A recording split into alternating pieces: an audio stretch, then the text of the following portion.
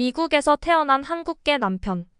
한국이 너무 좋아 한국 국적을 회복했는데 국적 회복으로 남녀 사이를 갈라놓는 일이 생깁니다. 남편이 한국 국적을 회복했는데 왜 남녀 사이를 갈라놓을까요? 이번 사연 같이 알아보러 가시죠. 안녕하세요. 감동사연 채널 왈칵입니다. 꾸준히 한국과 각별한 인연이 있는 외국인 분들의 이야기를 생생하게 전달하는 데 힘쓰도록 하겠습니다. 이제 오늘의 사연자분 모셔볼게요. 사연자님 안녕하세요. 안녕하세요. 저는 남편과 함께 한국에서 살고 있고 남편 껌딱지라고 이며 남편을 좋아 프랑스 여자 클로이라고 합니다. 남편을 제 주머니에 넣고 다니고 싶은 정도로 좋아해요. 그래서 프랑스를 떠나 한국으로 온 거고요. 오늘 전해드릴 사연도 그 과정에 대한 이야기입니다. 오늘은 국경을 뛰어넘은 로맨스죠. 제 사연 본격적으로 함께 알아보시죠. 제 남편은 미국에서 태어났어요. 그래서 미국 국적을 가지게 되었죠. 그런데 본인은 한국에서의 기억은 없어도 부모님이 한국 사람이라 한국인의 정체성을 가지게 되었대요. 그래서 한국 국적을 회복하고 한국에서 중학생과 고등학생 시절을 보냈죠. 다만 대학교는 프랑스에 있는 대학을 지망했습니다. 남편은 어릴 적부터 패션과 관련된 일을 하고 싶어 했거든요. 프랑스는 예술과 패션의 나라이기에 그쪽 대학을 나오면 한국에서도 그 경력을 알아주니까 말입니다. 다행인 건 저도 남편과 같은 대학교를 지망해 같은 시간에 같은 수업을 들을 수 있었다는 거예요. 1학년에는 유럽 예술과 동양 예술에 관한 교양을 들었죠.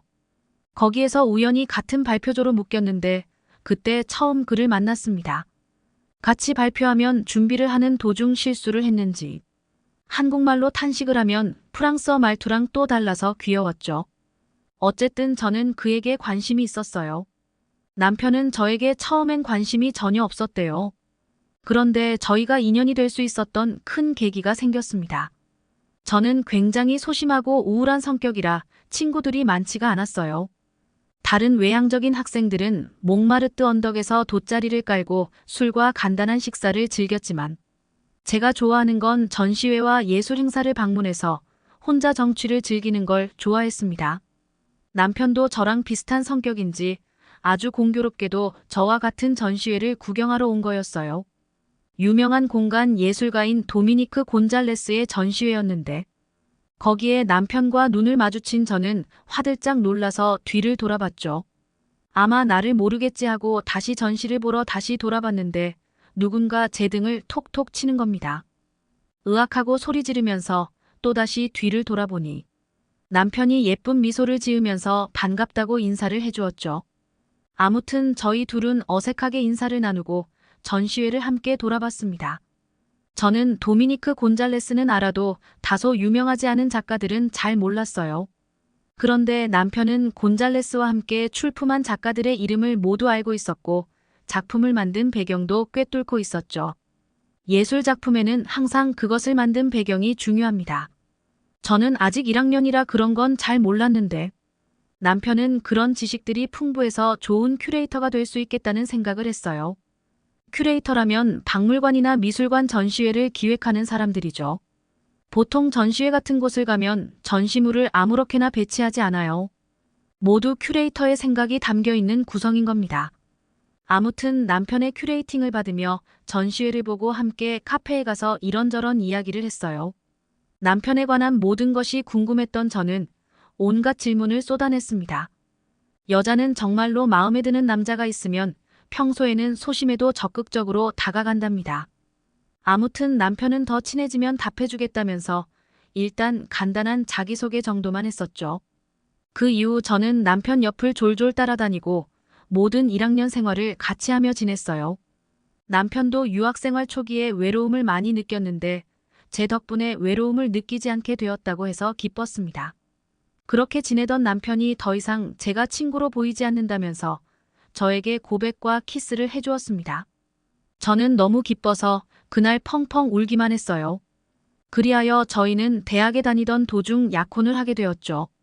그 와중에 저희 커플에게 중대한 일이 생겼습니다. 저에게는 너무 속상하고 충격적인 사건이었죠. 남편은 한국 남자라면 당연한 의무라고 생각했지만요. 남편은 한국 국적을 회복하셨으니 이제 한국군에 입대해야 하는 겁니다. 저는 그냥 너무 속상했습니다. 제 남편을 한국이라는 나라가 훔쳐가는 기분이 들었죠. 그러자 남편은 저에게 군대에 가는 건 단순한 이별이 아니라 한국인으로서 아주 중요한 일이라고 말해줬어요. 한국은 오랫동안 일본과 북한 외에도 많은 나라들에게 침략을 당했던 역사가 있어. 당시 한국은 힘이 없었고 스스로 나라를 지키지 못했지. 이제 한국은 강한 나라가 되었지만 그 역사를 잊지 않고 기억하고 있는 거야. 우리 땅은 우리 국민이 지키지 않으면 누구도 지켜주지 않는다는 사실도 함께 말이지.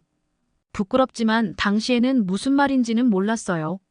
저는 한국인이 아니라 프랑스인이기에 그런 역사를 잘 모르기도 했고 그 나라 사람이 아니라면 잘 이해할 수 없는 그런 뭐라 말할 수 없는 감정이 있잖아요. 프랑스인들도 그래요. 프랑스가 언제나 완벽한 나라는 아니지만 프랑스를 사랑하니까요. 한국 사람들도 한국을 완벽하다고 생각하시지 않을 겁니다. 다만 그럼에도 한국이란 나라에 대해 특별한 감정을 가지고 있다는 말이죠. 아무튼 어렸던 저는 의젓한 남편의 말을 이해하려고 하지 않았어요. 그 당시 동거하고 있었는데 제가 집 열쇠를 콱 먹어버리는 충격적인 퍼포먼스를 남편에게 보여줬죠. 나를 떠나면 더 이상 날 볼 생각하지 말고 여기 올 생각도 하지 말라는 표현이었습니다. 남편 반응은 제가 생각한 거랑 달랐습니다. 집 열쇠를 먹고 엉엉 우는 저를 보고 가만히 있지 않았어요.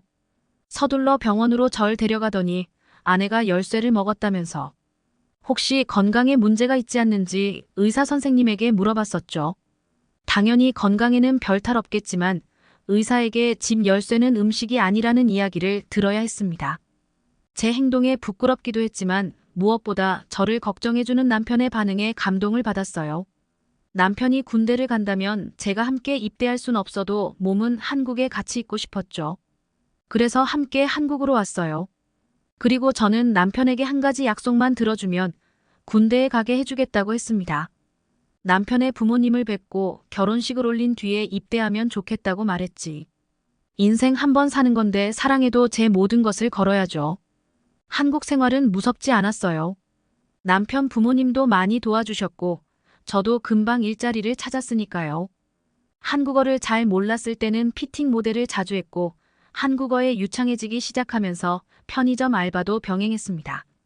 졸업하고 나서 한국으로 왔다면 다른 직업을 얻었을 수도 있겠다고 생각할 때도 있었지만 남편이 휴가를 나와서 저와 함께 있을 때는 그런 생각은 전부 사라졌어요. 남편은 최전방에서 육군 병장으로 몸 건강히 전역했습니다. 지금은 프랑스에서 함께 마지막 4학년을 보내고 있어요. 시청자님 오늘 사연 어떠셨나요?